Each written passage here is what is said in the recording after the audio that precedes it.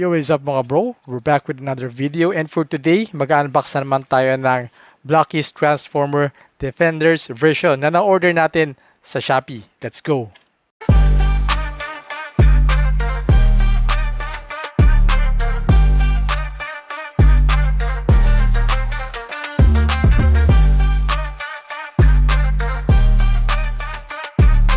So na-order nga natin to sa Toy Town official Shopee store nila. Last time or last video natin, umorder naman tayo sa Banky Collectibles, which is official distributor din ng mga Blockies.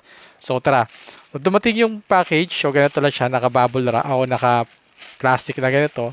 Tapos naka-bubble wrap.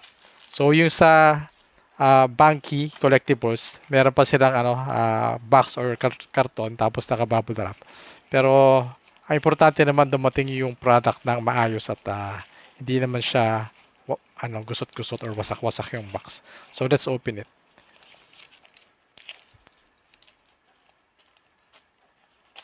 So mayroon siyang kasamang resibo.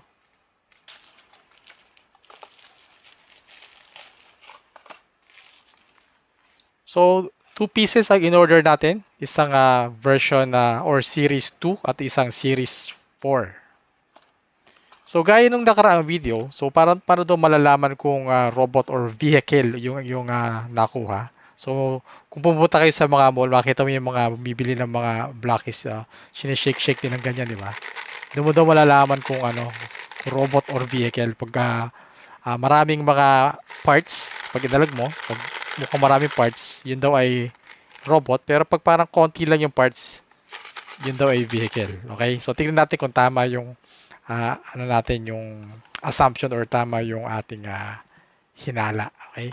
So, ito, mukhang maraming parts. So, tingin ko ito ay robot. At ito naman, parang kukunti yung laman. So, tingin ko doon, dinosaur o kaya vehicle. So, umpisahan natin buksan to.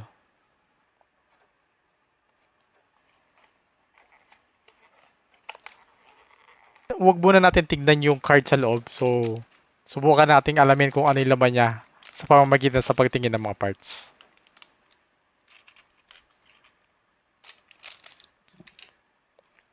Okay, so mukhang robot siya. Okay, tignan naman natin kung dinosaur or vehicle ang laman ito.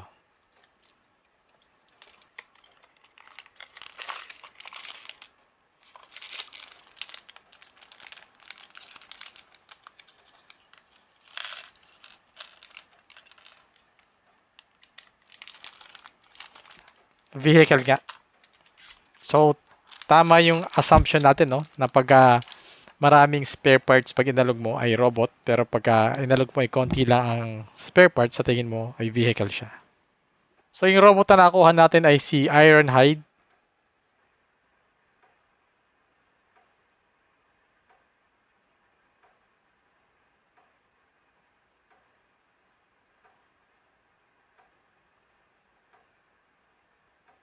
At yung vehicle na nakuha natin ay si Brawl.